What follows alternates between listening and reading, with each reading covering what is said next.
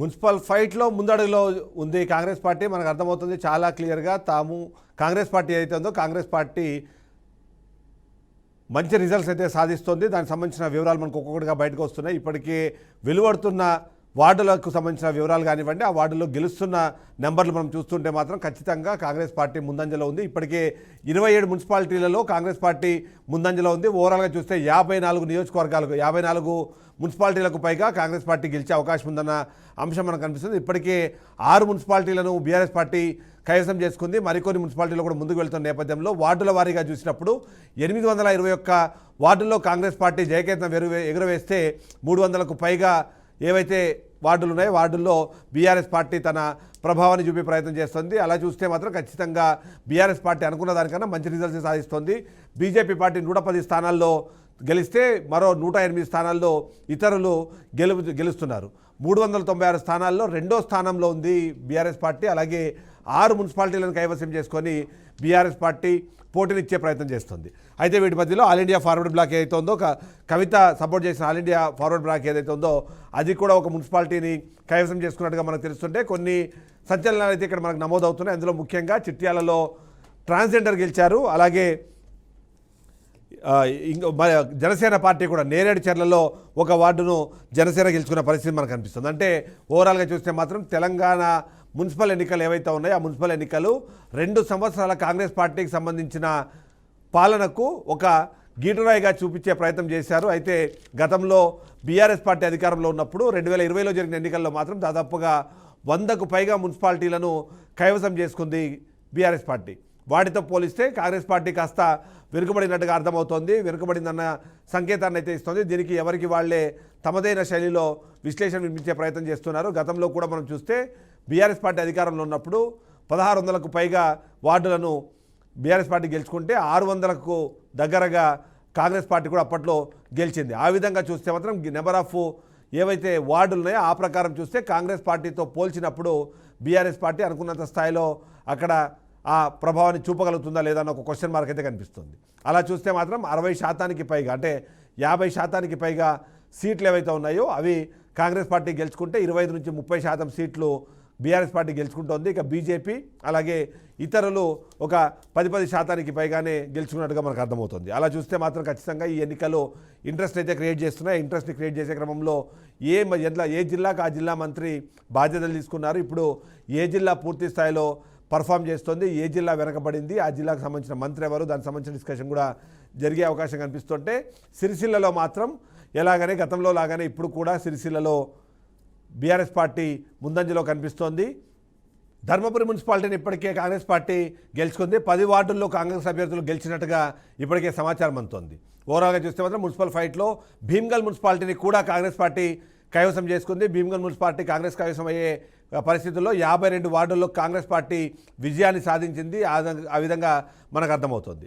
ఓవరాల్గా చూస్తే మాత్రం కాంగ్రెస్ పార్టీ పూర్తి స్థాయిలో చేస్తుంటే ఇక కాంగ్రెస్ పార్టీ గెలిచిన మున్సిపాలిటీలు చూస్తే దేవరకద్ర, నాగర్ కర్నూలు, కొల్లాపూరు, మంథని, కామారెడ్డి, ఎల్లారెడ్డి, బిచ్కుంద, హుజూర్ నగర్ ఇవన్నీ కూడా ఇప్పటికే కాంగ్రెస్ పార్టీ గెలిచింది. అంతేకాకుండా చిట్యాల, దేవరకొండ, చొప్పదండి, సదాశివపేట, బాన్సువాడలో కూడా కాంగ్రెస్ పార్టీ గెలిచింది.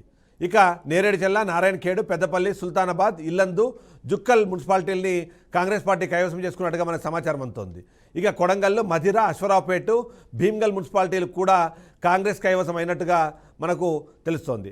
ధర్మపురి, నందికొండ, చండూరు, హాలియా ఇవి కూడా మనకు కాంగ్రెస్ పార్టీనే గెలిచినట్టుగా సమాచారం అందుతుంటే ఇక తెలంగాణ మున్సిపల్ ఎన్నికల్లో కాంగ్రెస్ హవా అయితే కొనసాగుతోంది. ఒక్కొక్కటిగా వార్డులకు సంబంధించిన రిజల్ట్స్ వస్తున్న నేపథ్యంలో నెంబర్ ఆఫ్ వార్డులు గెలిచిన నేపథ్యంలో ఆ మున్సిపాలిటీలో దాదాపుగా 52 మున్సిపాలిటీల్లో కాంగ్రెస్ పార్టీ ముందంజలో ఉన్నట్టుగా మనకు సమాచారం అందుతుంది. దానికి అనుగుణంగానే ముందుకు వెళ్తుంటే ఇక నేరేడు చెర్లలో కూడా కాంగ్రెస్ పార్టీ జయకేతనం ఎగరవేసింది. తెలంగాణ మున్సిపల్ సంబంధించిన రిజల్ట్స్ మనం చూస్తున్నాము. ఇక బీఆర్ఎస్ పార్టీ కూడా అక్కడ గెలుస్తున్న పరిస్థితి మనకు కనిపిస్తోంది.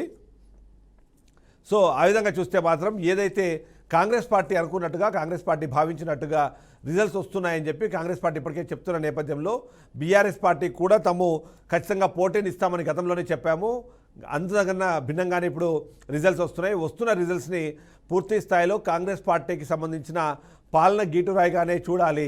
సో ఎన్నికల ఫలితాలు ఒక్కొక్కటిగా విడుదలవుతున్న నేపథ్యంలో Congress party, BRS party, BJP పార్టీలు వాళ్లకు అనుకూలంగా ఉన్న అంశాలకు సంబంధించిన ప్రకటనలు చేసుకుంటున్నారు, ప్రచారం చేస్తున్నారు. అందులో భాగంగానే ఇప్పటికే మనం చూస్తున్నాము కాంగ్రెస్ పార్టీ విజయకేతనం దశగా వెళుతూ ఉన్న నేపథ్యంలో బీఆర్ఎస్ పార్టీ కూడా మేము వెనుకంజలో ఏం లేము, మేము కూడా తీవ్రమైన పోటీనే ఇస్తున్నాము, గెలిచిన వార్డుల్లో కూడా తేడా అన్నది చాలా అత్యంత స్వల్పంగా ఉంది, దాని కారణంగా కూడా మీరు చూసుకోవాల్సిన అవసరం ఉందనే విధంగా కూడా బీఆర్ఎస్ పార్టీ చెప్తుంటే, కాంగ్రెస్ పార్టీ మాత్రం ఎన్ని సీట్లు గెలిచాము, ఎన్ని మున్సిపాలిటీలు కైవసం చేసుకున్నాయన్న విషయం ఇంపార్టెంట్. అంతేకాకుండా ఏవైతే నెంబర్స్ అన్నవి ఓటు షేర్ కాదు, సీట్లు ఎన్ని గెలిచాము, మున్సిపాలిటీలు ఎన్ని గెలిచాము అవే కీలకంగా మారతాయని చెబుతూనే అసెంబ్లీ ఎన్నికలకు, మున్సిపల్ ఎన్నికలకు సంబంధించిన కీలకమైన వ్యత్యాసాన్ని కూడా చెప్పే ప్రయత్నం చేస్తున్నారు. ఏ విధంగా చూసినా సరే ఖచ్చితంగా ఇప్పుడున్న పరిస్థితుల్లో కాంగ్రెస్ పార్టీ మంచి రిజల్ట్స్ అయితే సాధిస్తోంది. కానీ ఆ రిజల్ట్స్ సాధిస్తున్న నేపథ్యంలో దాని క్రెడిట్ ఎవరికి ఇవ్వాలి, ఒకవేళ అనుకున్నట్టుగా ఒకవేళ అది పర్ఫామ్ చేయకపోతే దానికి సంబంధించిన అంశాన్ని ఎవరికి చెప్పాలి అన్న విషయం కూడా డిస్కషన్ జరుగుతుంది. ఓవరాల్గా చూస్తే మాత్రం కాంగ్రెస్ పార్టీకి సంబంధించిన ఒక్కొక్క నియోజకవర్గం పరిధిలో ఉన్న మున్సిపాలిటీలు, వాటి నుంచి వచ్చే రిజల్ట్స్ అవైతే మనకు కనిపిస్తున్నాయి. దాదాపుగా 54 మున్సిపాలిటీల్లో కాంగ్రెస్ పార్టీ ముందంజలో ఉన్నట్టుగా మనకు కనిపిస్తుంటే 24 మున్సిపాలిటీలు ఇప్పటికే 27 మున్సిపాలిటీలు ఇప్పటికే కైవసం చేసుకున్నట్టుగా మనకు సమాచారం అందుతుంది. 6 మున్సిపాలిటీలు ఇప్పటికే బీఆర్ఎస్ పార్టీ గెలిచింది, మరొక 6 మున్సిపాలిటీలు మాత్రం ఇతరులు సొంతం చేసుకున్నట్టుగా సమాచారం అందుతుంది. సో మన కాంగ్రెస్ పార్టీకి సంబంధించిన ఎన్నికల మొత్తంగా చూస్తే మాత్రం కాంగ్రెస్ పార్టీ మంచిగా పర్ఫామ్ చేస్తుంది అనే విషయం అయితే అర్థమవుతుంది. అదే నేపథ్యంలో వస్తున్న సీట్లు, పోలవుతున్న ఓట్లు, సొంతమవుతున్న మున్సిపాలిటీలకు సంబంధించిన డిస్కషన్ జరుగుతున్న నేపథ్యంలో మనతో పాటు ఖానాపూర్ ఎమ్మెల్యే బొజ్జా వెడ్మ గారు మనతో పాటు లైన్లో సిద్ధంగా ఉన్నారు. ఎంతో మాట్లాడే ప్రయత్నం చేద్దాం. వెడ్మ గారు good morning. Sir good morning. Sir మీరు చూస్తున్నారు ఏవైతే ఫలితాలు ఇప్పుడు వస్తున్న నేపథ్యంలో కాంగ్రెస్ పార్టీ అయితే పూర్తి స్థాయిలో ఆధిక్యాన్ని అయితే కనబరుస్తోంది. దాంట్లో మనకైతే ఆ నెంబర్ అయితే అర్థమవుతుంది. సో మీరు ఎక్స్పెక్ట్ చేసిన రిజల్ట్స్ ఏనా ఇవి? హలో, అది 100% ఎక్స్పెక్ట్ చేసినా 100% మేము అనుకున్నట్టే వస్తున్నాయి. ఓకే. హలో, మేము అనుకున్నట్టే రాష్ట్రంలో ఏదైతే అనుకున్నామో అది అనుకున్న పద్ధతుల్లోనే వస్తున్నాయి. దాదాపు కాంగ్రెస్ పార్టీ అంటే పూర్తి రిజల్ట్ వచ్చే వరకు కాంగ్రెస్ పార్టీ మెజార్టీ గెలుస్తుంది. ప్రజలు కూడా కాంగ్రెస్ పార్టీ వైపు ఉన్నారు, ప్రజలు తీర్పు ఇచ్చారు. ఇప్పుడు నారాయణ ఖేడ్ కానీ ఇక్కడ మొత్తము కామారెడ్డి, సంగారెడ్డి ఇదంతా కూడా కాంగ్రెస్ అవ్వనే ఉంది. స్టేట్ మొత్తం కూడా దాదాపు 1-2 తప్ప టోటల్ కాంగ్రెస్ పార్టీ వచ్చే పరిస్థితి ఉంది. సో అంటే దాదాపుగా 116 మున్సిపాలిటీలకు గాను ఇప్పుడు మీరు ఎన్ని గెలిచే అవకాశం ఉంది అనుకుంటారు ఫైనల్ నెంబర్స్ వచ్చేటప్పటికి? దాదాపు మేము 106లో దాదాపు 80 నుంచి 90 దాకా వచ్చే విధంగా ఉంది. ఓకే. సో ఏంటంటే ప్రజలు మీ వైపు కాన్ఫిడెన్స్ చూపించడానికి కారణం ఏంటన్న ఒక ప్రశ్న అడిగితే, ఇప్పుడు జరుగుతున్నవైతే ఖచ్చితంగా మొదటిసారి అంటే ఎన్నికల తర్వాత ఇప్పుడు జరుగుతున్న గుర్తు మీద జరుగుతున్న ఎన్నికలు, హస్తం గుర్తును చూసి ఓట్లేసిన ఎన్నికలు ఇవి. సో ఈ నేపథ్యంలో ఈ వచ్చే రిజల్ట్స్ అన్న వాటిని ఈ 2 ఏళ్ల పాలనకు ఒక గీట్రాయిగా మనం చూడొచ్చు అంటారా? ప్రజలకు తెలుసు, ప్రజలకు ఏంటి వాట్ ఈజ్ వాట్ అనేది ప్రజలకు అన్ని తెలిసిన అన్ని విషయాలు తెలుసు. ఎందుకంటే కాంగ్రెస్ పార్టీ 2 సంవత్సరాల అధికారంలోకి వచ్చి అప్పటికి ₹1 లేకుండా 8 లక్షల కోట్లు అప్పు చేసిపోయిండ్రు టీఆర్ఎస్ వాళ్ళు. అది క్లారిటీగా కేసీఆర్ 8 లక్షల కోట్లు అప్పు చేస్తే దాన్ని ఒక గాడిలో పెట్టడానికి, రాష్ట్రాన్ని ఒక గాడిలో పెట్టడానికి టైం పట్టింది. ఇచ్చిన హామీలను కూడా ఒకటి తర్వాత ఒకటి అమలు చేస్తున్నాడు. నిధులను సమీకరించుకుంటూ తెలంగాణ ప్రజలకు ఇచ్చిన హామీలను ఒకటి తర్వాత ఒకటి నెరవేరుస్తున్నటువంటిది ప్రజలకు కూడా తెలుసు.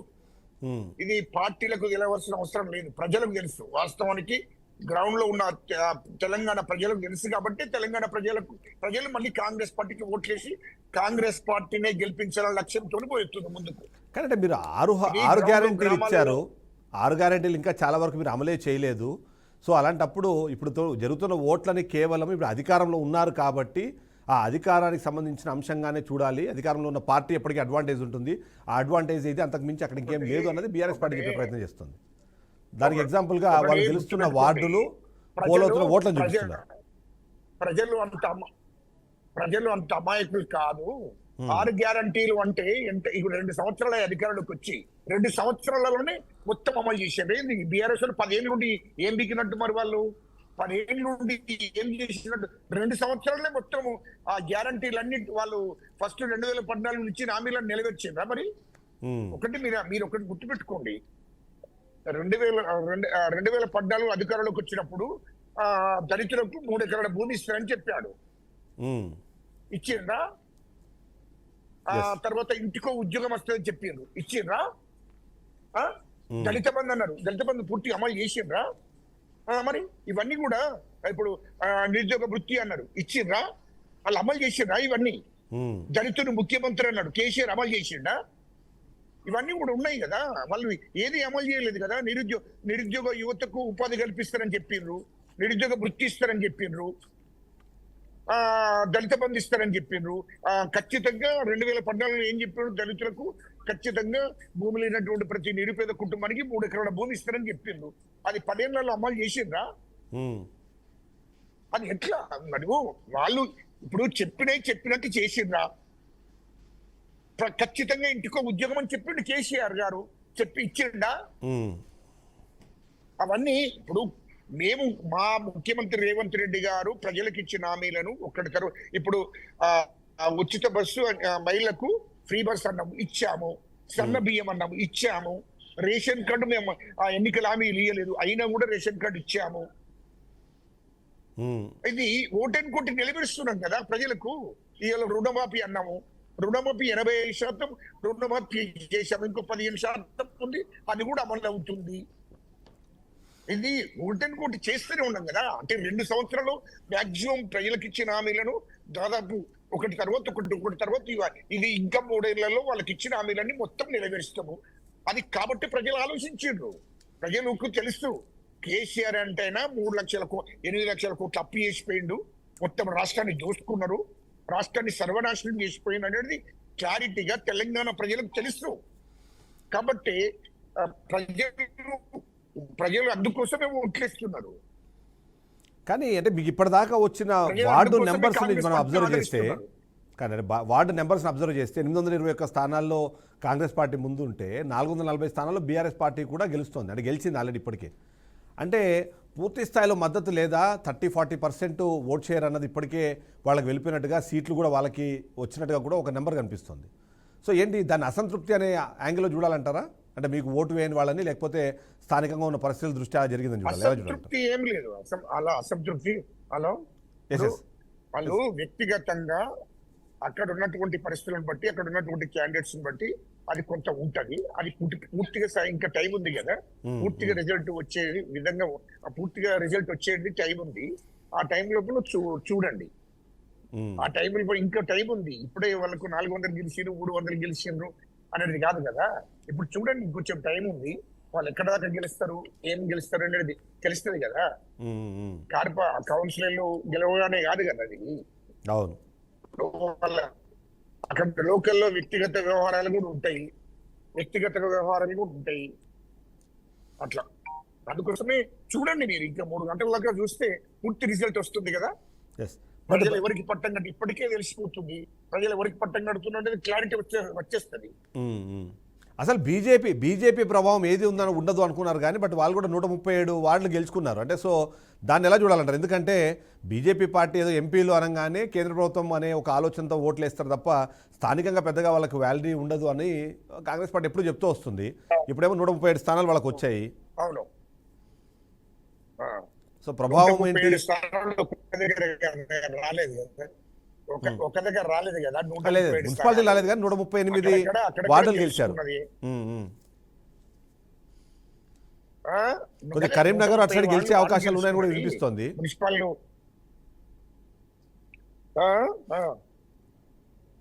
అదే చెప్తున్నాం కదా, ఏదో ఒకటి. అది కేంద్ర మంత్రి ఉన్నాడు బండి సంజయ్ కేంద్ర మంత్రి ఉన్నాడు. అది వాళ్ళకు అంటే కేంద్ర మంత్రి ఉన్నాడు అక్కడ, ఉండక్కడ కూడా గెలవకపోతే ప్రాబ్లం అవుతుందని చేసుకుంటారు కదా. బీఆర్ఎస్ బీజేపీ ఒకటైంది. గంగుల కమలాకర్ మొత్తం బీజేపీ కప్పేసిండు. మేము గెలవము, బీఆర్ఎస్ ఇక్కడ గెలవది ఎందుకు అని